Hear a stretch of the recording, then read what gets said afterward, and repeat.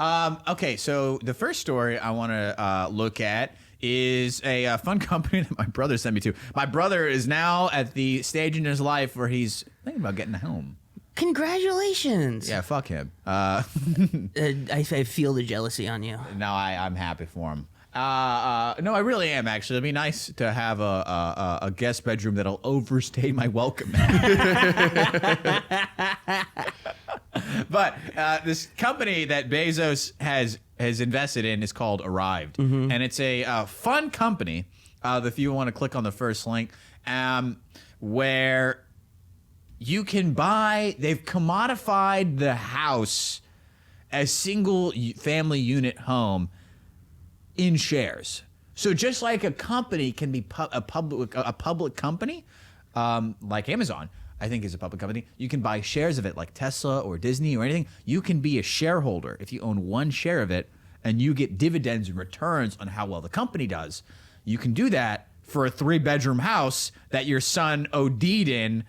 Like that's, and you had to sell it to pay for his funeral costs. That now can be split up into 1,000 shares, and people like you and me and Jimmy, what's up, Jimmy, can all buy parts of that. And some people are saying that that's fucked up and that's corrupt, that you shouldn't be able to do that. It's going to drive the price of homes up. Some people are saying it's irresponsible because we're speculating on the housing market in a way that's akin to 2008. I think it's embarrassing. You think it's embarrassing? Because everything that our generation is doing is just a sadder, weaker, more pathetic version of what our parents did. Our parents had the capital and the power and the financial mobility to invest in mutual funds that then were bought by banks, which the banks were owned by holding companies that then owned multiple collateralized debt obligations. So back in the day, your parents would own a share of a company that then bought 1,000, 100,000 mortgages that they all knew were bad, and then they gambled with that. Your parents were gambling on 1,000 houses that were for sure going to be foreclosed upon. Now, your shithead cousin, is so fucking broke, he can only buy 1 bedroom of a house. I would love... That's so on scale lame, right? I just can't wait till I'm evicting 1/20th of a single mom. and it's like, yeah, dude, I'm sorry, I'm only 1/20 of this, but I am going to be the one that pulls your shit to the curb, buddy. I like the idea where they're like, well, I only own enough of the house to evict your cousin. So, tell your cousin Jackson to get the fuck out. You can stay. I don't own your room. I'm putting a coffee shop in his old room, though, just so you know. Just so you know, I'm turning his old room into an art gallery. We're going to change the way this home looks. This is my barista at Glen Rose. When they're not taking Lalo to get meth, they're going to be doing Adderall, which is meth, in that bedroom. Man. And if you think they're showing up not hungover and feisty to their barista job in this bedroom, you got another thing coming. Another thing coming, buddy. Man, I don't know. If you gave me the opportunity, how much money can you make on this? It has yet to be seen. Yeah. You think it's going to fail pretty quickly? You think that we're going to see a 2008 style crash on this shit? No, the banks will bail them out. Absolutely. And also I think that this company, what's going to happen is like anything... people who are representing State Street, Vanguard, all these hedge fund companies will end up just buying all the single family homes anyways out from underneath these micro investors. The idea is like all the single family homes are now owned by like 3 hedge funds in this country now, and we'll be a nation of renters. And the whole idea of Arrived is like, hey, don't let those 3 hedge funds get all the fun. You should be a landlord too. You should have people paying rent to you as well. I'm just like them. I'm just as rich as the BlackRock guys. I say, am I a good landlord now, Mr. Vanguard? I am not. I will be 1/20th of an iron fist on your home. I will cut off your water for disrespecting me. I'll be such a good landlord. I'll give you the landlord special, which is I'll just paint over the door. Paint over everything. Paint over paint. It's weird. I think that with the phrasing fractional real estate investment, I think what you said is such a good, like, hit the nail right on the head, where it's like, we're not investing in full homes anymore. We don't have that type of buying power. Tag teaming to be a landlord is the most profitable thing I can do from my phone. How pathetic. Yeah. I mean, it's funny. I think this is a symptom of like a rotting society, right? We're in the death throes of like the stage of capitalism that the U.S. is in. I don't know. We either need to move into like a newer New Deal, right? Or we're just going to have like feudal lords who own 1/20th of a farm that I work on for the right to live there, you know? If you told me this was my shot and I'm dumb enough to believe it, I'd give it a shot. You know what I mean? I would love to have a little bit of money. I would love to have I'm not tripping about life money. And if this was my best shot, I'd invest in it tomorrow. I would. I just don't think people are going to get rich on this. I think that Bezos and his team are going to get rich on this. Yeah. But I don't think me on my phone buying 1/20th of a single mom's mortgage is going to get me rich. I don't think that.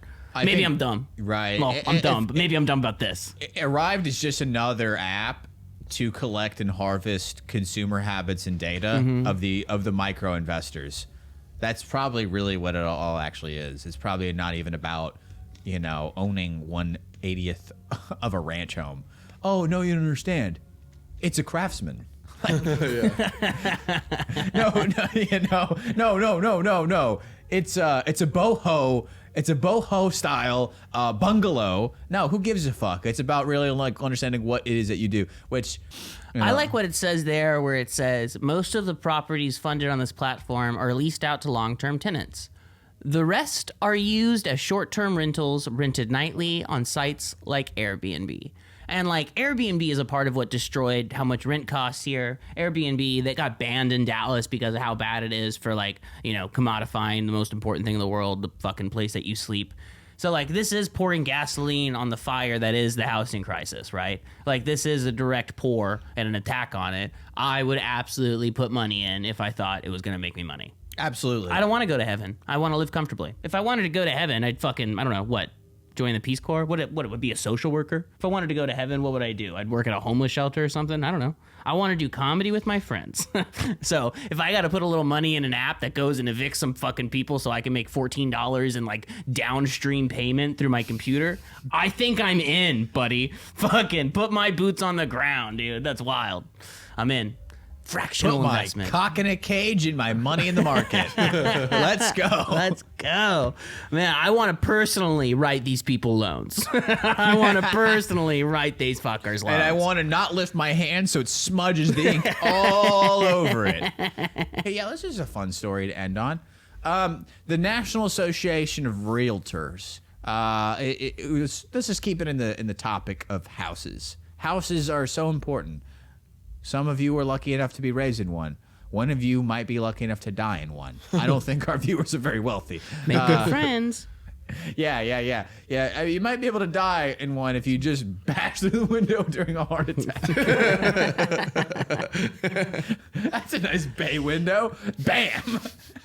My left arm's going numb. Honey, take me.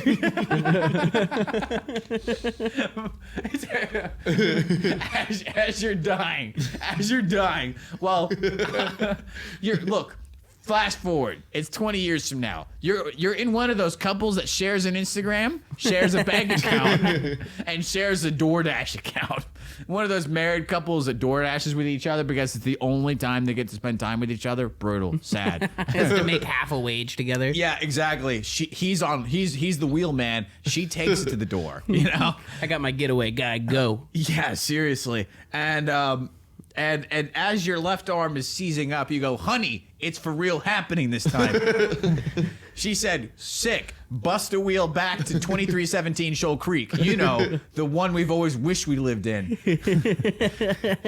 The one with the tire swing. I want to die feeling lower middle class. I want to die. I want to die in a house with a Bezos sign out front.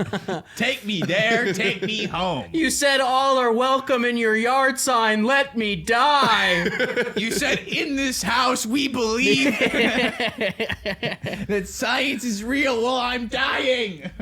That's that, and then you start to seize up, and you see heaven. And you hear the harps, you see the gates, you see St. Peter, and he's telling you, oh, it's not your time. And you say, please, I don't want to go back. I don't want to go back. Don't make me keep living this life. I don't want to live on Old Torf Street. It's just work till I die. It's just work. This is right now the way that you buy a house in this country for the longest time was fucked. The whole process was fucked. Realtors were hiding homes from you. They were keeping them on lists that you wouldn't be able to see them. That's actually found out to be a illegal practice, so that they would steer you towards houses with the highest commission. The term is called steering. Yeah. That's the crime, is steering. And the way that you when you bought a house, you'd have to pay the commission of your realtor and then the seller's real estate agent as well. All of that's gone now. That's gone. You're going to see, typically you'd pay, like 30 grand in total closing costs for both realtors on the average price of a home right now. The average American home is like what, $450K? Yeah. So 6% is like what, I think like 33,000. So you'd spend about like 25 to 35,000 in closing costs just on the realtors alone, which is a college education for some people. And now they're going to reduce that to about like 7. You're really going to have to pay your real estate agent. It's fine. The internet's not working in here. I can just tell you the brief notes is that the National Association of Realtors were going to get sued for $5 billion because they were found breaking all these antitrust laws because they were colluding with other major brokerage firms to make the average home buyer pay more than they should.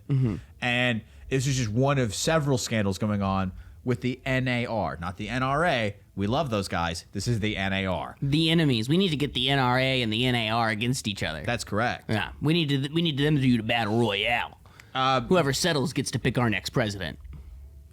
So this was a bit of relief as opposed to our last story, where the price of homes are getting raised and raised and raised with speculation. This is what this means now is that the cost of a home will go down. Home builders are incentivized now to build more homes. And that's good because as a small fractional investor, there will be more homes for you to buy parts of because more homes will now be on the market. And if you work for State Street, if you work for the Trian, which is the shell corporation of Nelson Peltz, love him, shout out. Or if you work for something, like a Vanguard, a hedge fund guy, you're a big mover and shaker. The closing costs of single family homes are now lower. And don't let anyone stop you. Buy 80 homes today. Buy 100 tomorrow. The point is that we need a nation of renters, and this is going to help us get there faster. The only political opinion that we have on this show is that you should own nothing and be happy. That's correct. Own nothing and be happy. Work will set you free. Work, South by Southwest says, work will set you free.